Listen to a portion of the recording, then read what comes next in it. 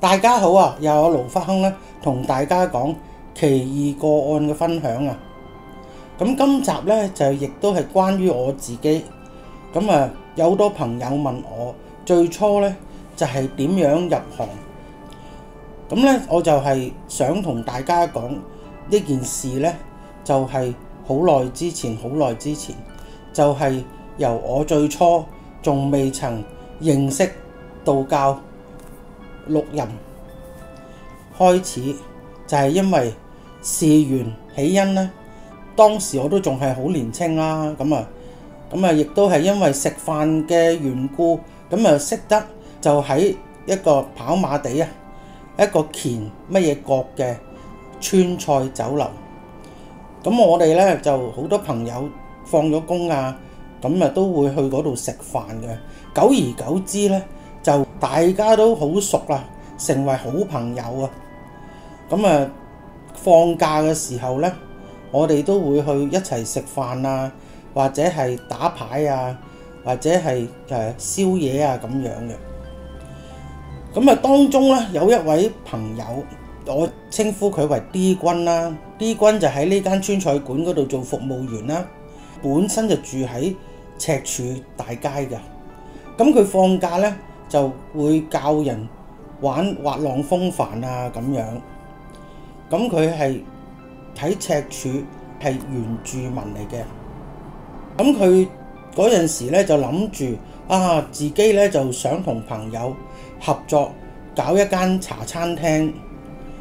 朋友咧就叫佢不如你投資啦，你就算你工作啊，你都可以係做老闆咁。其實我哋朋友之間咧就唔知道嘅，係佢投資咗，我哋先至知道。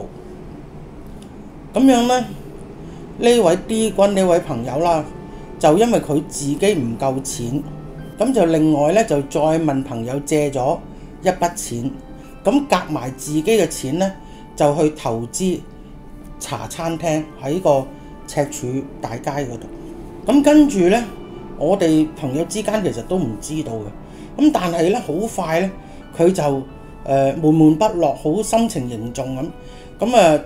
好擔心咁，個朋友之間咧就問佢到底咩嘢事啊？佢就話唔知係咪個朋友佢唔知道乜嘢情況啦。我哋但係咧好快咧，對方咧就話嗰啲錢蝕晒啦咁樣。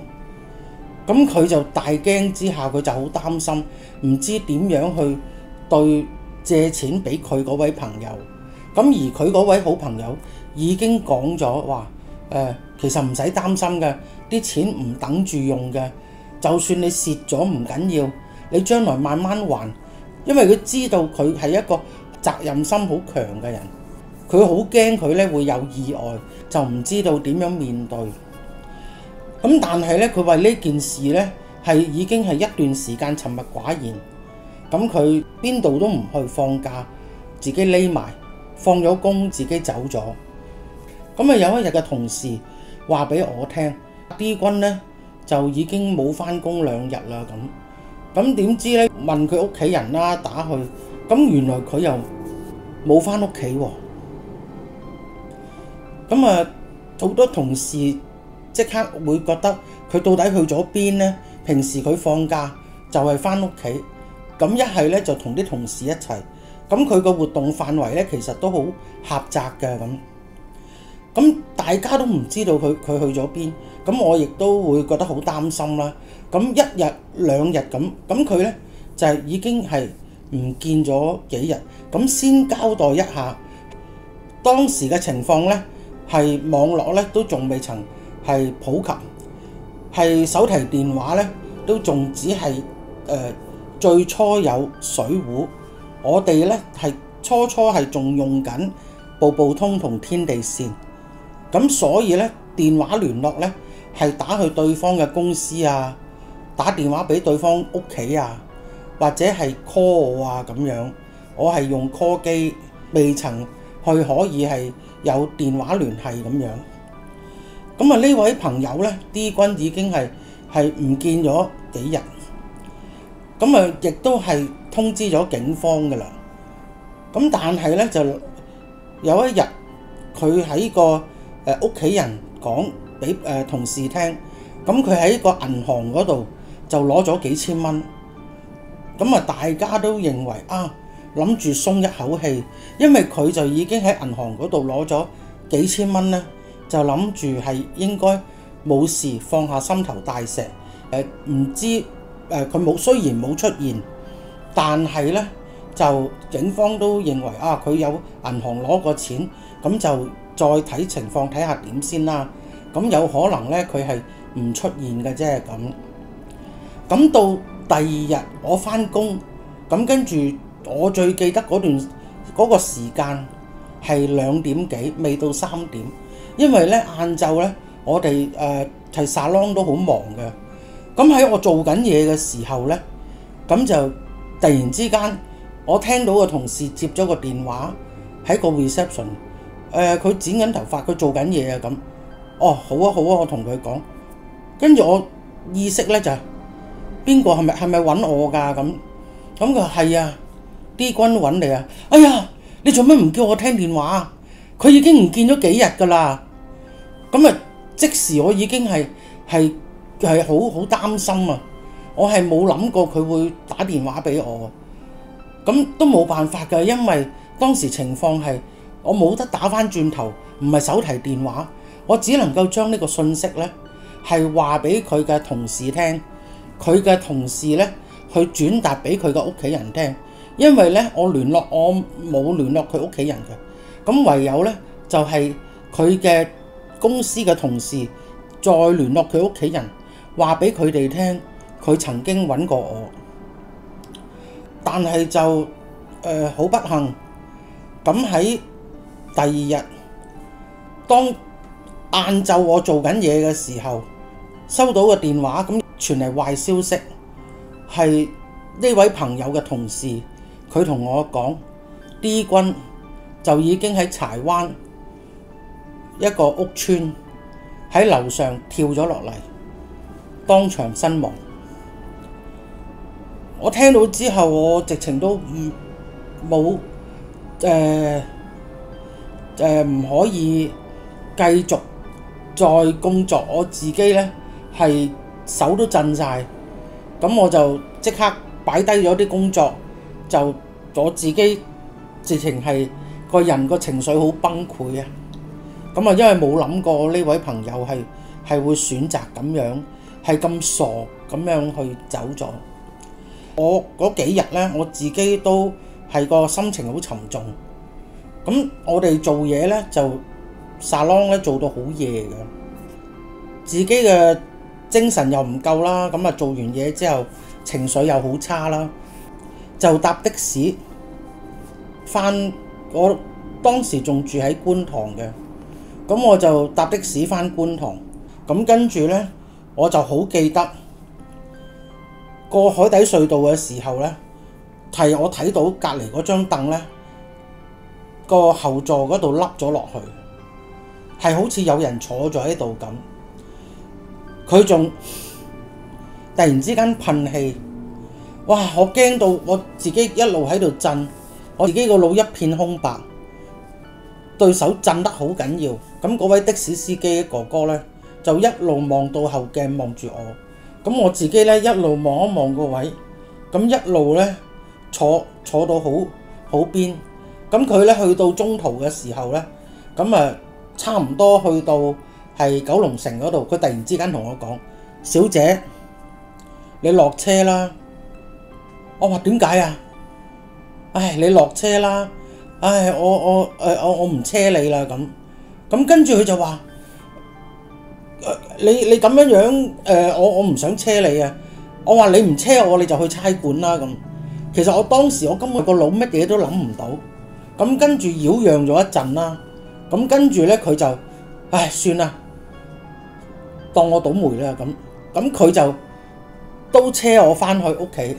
咁車到返去落車，咁我就因為我自己住嗰度呢係尾房嚟嘅，咁我諗住呢快快脆脆返屋企。咁我一搭 lift 去到，諗住即刻跑去尾房嗰度啦。但係我一想行，我見到遠處望到係我個朋友，咁啊跟住哇聲我就即刻連走我都唔知道點樣，連走帶碌咧，咁咧就落去樓下，即刻咧企咗喺街嗰度。咁啊當時仍都有稀疏有啲當時仍然都有啲人嘅，但係我企咗喺度，因為咧我想打電話俾我最近我屋企嘅朋友求救。大家唔好忘記當時咧係步步通咧同天地線啦，你係要企喺度，你先可以打電話，仲要咧睇下有冇信號。我個手當時都已經係震晒嘅，咁我揾到我最近嘅朋友啦，我同佢講，咁我話你可唔可以陪我翻屋企啊？咁跟住佢就話咩事啊？未收工喎。咁我就話俾佢聽啦，咁啊我撞嘢啊咁樣，我講唔到咁多。邊有呢啲嘢㗎？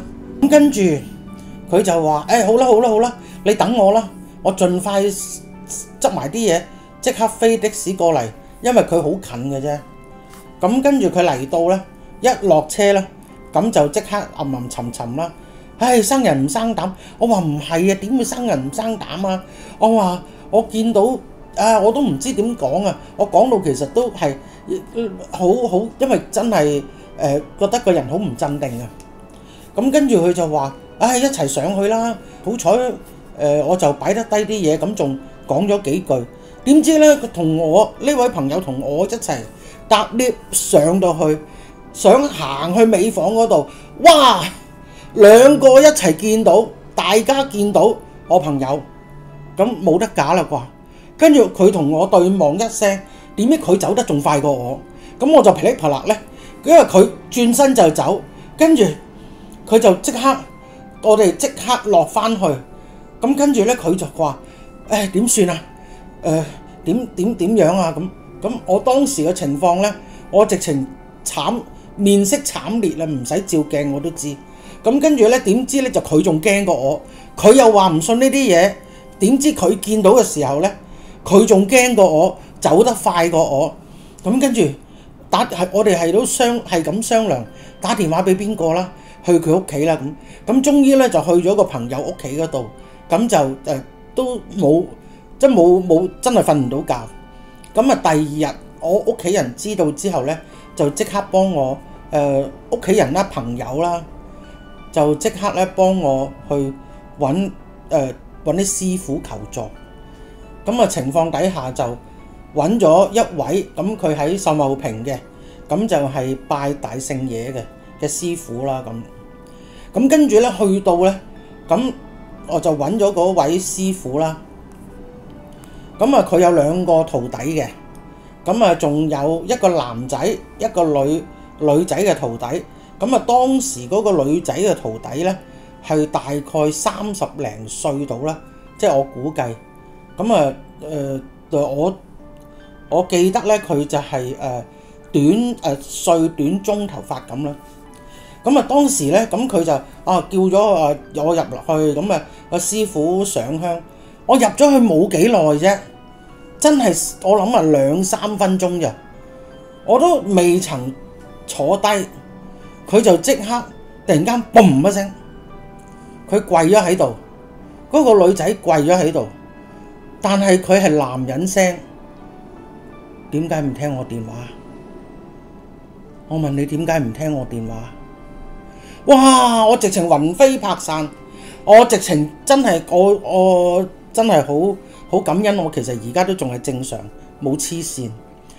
咁啊跟住嗰位師傅即刻擋住我，咁就跟住你唔掂得佢㗎，你唔掂得佢㗎，你想要乜嘢要求你講，咁就將佢咧就鎖咗喺個地下嗰度。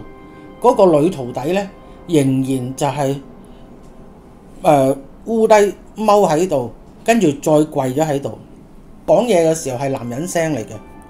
咁跟住咧就已經嗰位師傅就一路上香，一路有啲嘢咧就一路咧喺佢個頭嗰度轉。咁咧就問佢你到底想要乜嘢？咁佢就隨咧就佢講咗係佢想要啲乜嘢，咁就想我去翻佢嗰個赤柱嗰個村嗰度，咁就再去拜祭佢，咁啊連埋祭品。佢當時話咗俾我聽要一啲祭品啦，咁我就連埋嗰啲祭品，咁亦都係由朋友嗰度通知係阿 D 君嘅屋企人啦，咁就有去到佢屋企嗰度拜祭嘅。我呢位 D 君嘅朋友，佢出殯呢，我都有去嘅，送上山我都有送佢嘅，一切手續呢都做晒，佢安咗上位啦，咁就亦都當時係佢係個位呢，亦都係安咗返屋企嘅，佢屋企人。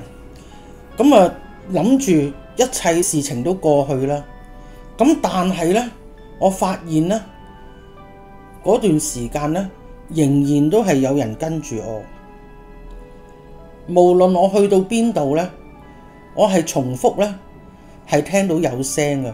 我唔係思覺失調，因為其實本身呢，我都算係好大膽噶啦。雖然自細我都會有呢啲係睇到少少嘢啊、影像啊咁，但係呢，我唔會將自己神怪咗嘅，即係見到就見到噶啦。咁我會覺得我唔需要去解釋俾人聽，咁我又唔會覺得自己見到有幾叻，又唔係話有啲乜嘢好事，因為當時係仲未學法。咁但係呢，因為呢連續呢一路都，我覺得係有人跟住我，幾乎我好肯定呢就係即係嗰位朋友。咁所以呢，後嚟我就輾轉呢，咁我就經我朋友咁啊介紹我揾我而家呢位師傅曾師傅。咁我就係咁樣去認識道教六壬神功。咁啊輾轉啦，咁之後慢慢咧係呢個情況咧就已經係處理咗，咁佢就再冇跟住我啦。咁我亦都有都問過係我嘅師公啦，係我嘅梁法月師公啦。哇！呢啲情況我點解會咁㗎？因為我每次咧都係有啲好大單嗰啲嘢係去體驗，去自己嘅親身經歷。咁我嘅師公啦，同埋我師傅都係，即係每一個人咧都係有自己嗰個係路向啊。我遇到其實累積好多呢啲經驗，呢啲情況咧，咁我自己係唔會去驚啊。當你清楚知道你真係我學咗法，咁你就會明白，咁你就唔會將佢覺得神怪，你又亦都唔會驚唔會怕噶啦。咁啊，今集講到呢度啦，下一集我就再同大家講其他嘅個案啦。希望今集就唔好嚇親大家。咁呢個亦都係我好耐之前亦都好刻骨銘心嘅親身經歷。大家就唔好忘記 subscribe、like and share 啊！拜拜。